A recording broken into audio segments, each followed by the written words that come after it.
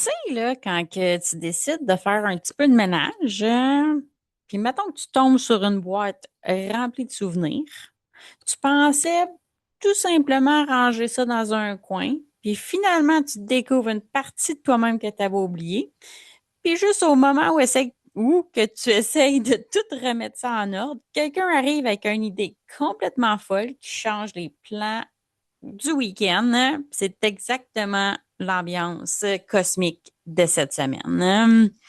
Hey, salut amis cosmiques, bienvenue dans ton update cosmique, l'espace où on traduit le ciel pour t'aider à naviguer ta vie sur Terre et pour jouer le jeu de ta vie avec confiance. Moi, c'est Marno, astrologue, et je t'aide à traduire ce qui se passe dans le ciel pour que tu puisses l'incarner dans ta vie. Si tu es nouvelle dans mon univers puis que tu as envie de me connaître sans que je me répète ici à chaque fois, ben je t'invite à aller écouter l'épisode 0 où je te raconte comment l'astrologie a complètement changé ma vie. Merci de prendre ce moment avec moi. On prend une grande respiration. Ah. Et voyons ensemble ce que le ciel a à nous partager cette semaine pour la semaine du 29 juin au 4 juillet 2026. Attache ta tuque, mon ami, parce que c'est très, très, très riche en transit cette semaine, contrairement à la semaine passée. Et puis, ben voilà, c'est quand même comment dire, ben c'est ça, attache ta tuque. Même si on est en plein été, le soleil en cancer là, est bien installé. J'ai envie de continuer un peu avec la métaphore là, du chalet parce que, ben, on va se le dire, c'est l'été. Fait que l'été, il me semble que ça égale chalet, mon intérieur. Fait que dans le fond, tu devrais sentir un shift. Euh, dans tout ton être parce que dans le fond, on commence avec Mercure qui est en cancer depuis quelques semaines, puis qui se préparait là pour sa grande rétrograde. Puis dans le fond, on sait que moi je le sais. Toi, est-ce que tu le sais que dans le fond là, Mercure rétrograde, ça arrive environ 3 fois par année. Puis pendant ce temps-là, c'est une opportunité pour revenir à toi. Moi, j'aime penser à tous les mots en RE qui nous permettent de réévaluer, réorganiser. C'est un reset dans le fond. Puis, moi, j'aime bien ça, là, le prendre comme une opportunité pour faire du ménage dans mes courriels, pour faire du ménage dans mes photos, tu sais, des affaires que tu n'as pas nécessairement le temps de faire tous les jours parce que la vie va tellement vite. Puis c'est justement, tu sais, en prenant, mettons, je prends l'exemple des photos, ben, tu es capable de regarder, ah oui, j'ai fait ça pendant les derniers mois. Puis, tu sais, ça nous ramène euh, en arrière pour justement prendre du recul à voir où est-ce qu'on a mis notre énergie, puis si est-ce qu'on veut continuer à mettre notre énergie là-dedans. Parce que c'est vraiment une opportunité peut-être pour voir des anciennes conversations, des vieilles émotions, des non-dits qui reviennent à la surface. Fait que c'est vraiment une opportunité pour ressentir autrement parce que Mercure, c'est la communication, puis Cancer, ben, c'est les émotions. Fait que communiquons nos émotions. Puis cette période-là de rétrograde, là, elle commence le 29 juin, puis elle se termine le 23 juillet. Fait que c'est vraiment là, pas mal tout le restant de la saison du cancer. Euh, Fait que profite-en pour vraiment nourrir ton monde intérieur.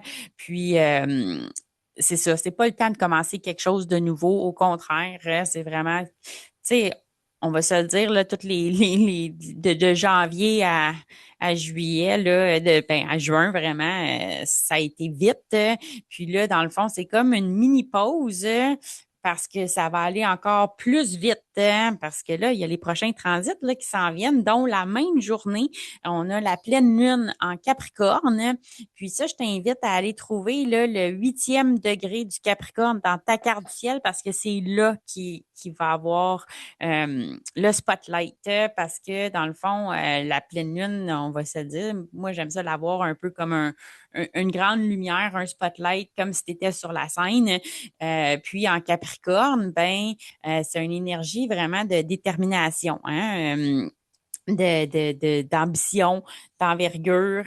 Le Capricorne, c'est un signe de terre, hein, puis c'est aussi un nouveau départ. Hein. Fait que depuis les 6 derniers mois, là, quand que tu te ramènes en janvier, quand c'était la nouvelle lune en Capricorne, euh, qu'est-ce qui t'a demandé de la discipline, de l'ambition, de la structure, de la responsabilité, de l'endurance? Ou dans le négatif, est-ce que tu as été trop rigide? Est-ce que tu as été trop dur avec toi-même? Est-ce que tu as été pessimiste? Est-ce que tu as essayé d'être contrôlante? Est-ce que tu t'es isolée? Donc, c'est une belle opportunité là, de bâtir quelque chose, de regarder en fait ce que tu as bâti dans les 6 derniers mois. Et puis, c'est quand même une bonne opportunité justement en mettant la lumière sur ce qui a marché puis ce qui n'a pas marché, puis de justement faire de la place à ce qui n'a pas marché, puis vraiment nourrir ce qui a marché. Fait que je t'invite à vraiment prendre le temps de prendre le temps parce que c'est quand même la structure, la discipline de, de, de prendre le temps pour soi. Fait que vas-tu le faire? Puis ensuite, le lendemain, c'est ça, là, c'est quand même 2 transits importants dans la même journée. Le lendemain, on a Jupiter qui change de costume pour le lion. Fait que ça aussi, c'est quand même un big deal parce que ça arrive seulement une fois par année. Puis là, on parle du 30 juin jusqu'au 25 juillet 2027. Donc, va voir dans ta carte du ciel, c'est où que Jupiter en Lion va transiter, dans quelle maison, parce que ça va vraiment te donner un une direction de où mettre ton énergie parce que c'est un super beau transit là vraiment là tu sais on passe là du cancer au lion fait que c'est 2 énergies là introverties extraverties fait que justement là Jupiter qui est la planète la plus grande du système solaire qui est optimiste c'est une belle planète en fait bénéfique où en portant le costume du lion ben, elle va vouloir euh, prendre de l'ampleur, elle va vouloir parler du cœur, d'oser être toi-même. Puis je t'invite à aller voir mon autre podcast de justement que j'ai fait sur Jupiter en Lion parce que ça va te donner encore plus une idée sans que je me répète ici, là, de où mettre ton énergie, puis qu'est-ce que ça veut dire, vraiment, tout ça. Mais on parle vraiment d'une expansion du cœur, de prendre ta place, puis d'oser d'être pleinement toi-même. Euh, Puis ensuite, on a Mars qui va rencontrer Uranus en Gémeaux. Fait que ça, c'est pas tranquille non plus. C'est comme lui qui vient comme changer là, la game, hein, puis qui dit let's go. Ça peut être un imprévu, ça peut être des changements rapides, ça peut être des décisions spontanées, ça peut être une libération. Fait que c'est quand même intéressant justement après avoir vu la pleine lune en Capricorne, hein, ben là ça va être let's go. Qu'est-ce que tu pensais qui était stable, ben peut bouger. Ce qui était bloqué peut soudainement s'ouvrir. Hein. Fait que c'est vraiment une énergie électrique, vivant, imprévisible. Hein. Fait que je t'invite à être à l'affût puis d'être présent. Euh, Puis en même temps, de continuer ton ménage intérieur dans ta rétrograde de Mercure rétrograde en cancer. Fait que c'est un peu ça. C'est quand même un beau combo d'énergie cosmique, explosif, je dirais. Fait que dans le fond, on va commencer la semaine plus dans le passé. On va passer à un point de vérité, puis on va finir dans un saut quantique. Fait que dans le fond, qu'est-ce que tu retiens de ça? Puis qu'est-ce que la vie, elle essaye de te montrer? Où est-ce que la vie essaye de te pousser ailleurs? Parce que this is it, là, les amis. On est dans un point là, de non-retour, je dirais, parce que on a tellement grandi, évolué, progressé au cours des dernières semaines, mois, années. Tu sais, déjà, la pandémie, ça fait 6 ans, là. Fait que c'est clair que tu n'es plus la même version que toi-même que dans le temps. Donc, comment ça se passe pour toi? À faute de me répéter, si tu veux savoir où que ça se passe dans ta carte du ciel, ben go, va chercher le PDF là, qui est dans les notes. Sinon, pour vrai, ancré, surtout là, avec toutes des énergies là, comme ça va être ultra important. Là. Trouve ta pratique à toi qui marche.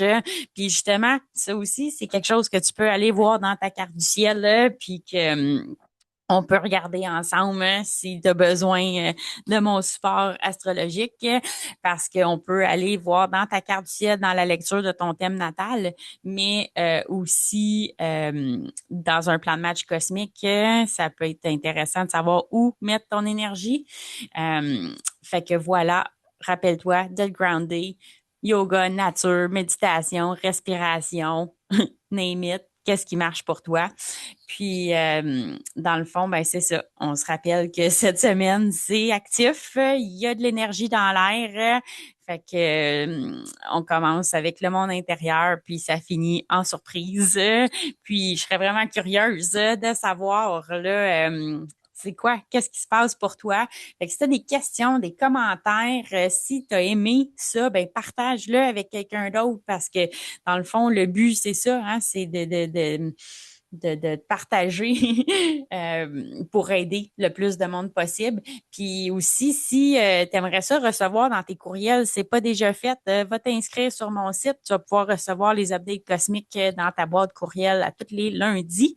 Et puis, voilà, l'astrologie t'offre 50% du jeu, puis l'autre moitié, c'est toi qui l'as créé. Fait que merci pour ton écoute, puis on se retrouve au prochain update cosmique lundi prochain. Puis une semaine un petit peu plus tranquille la semaine prochaine pour pouvoir intégrer tout ce qu'on a passé au travers là, ou ce qu'on va passer au travers, dépendamment quand est-ce que tu écoutes ceci. Donc, merci pour ton écoute, puis au plaisir.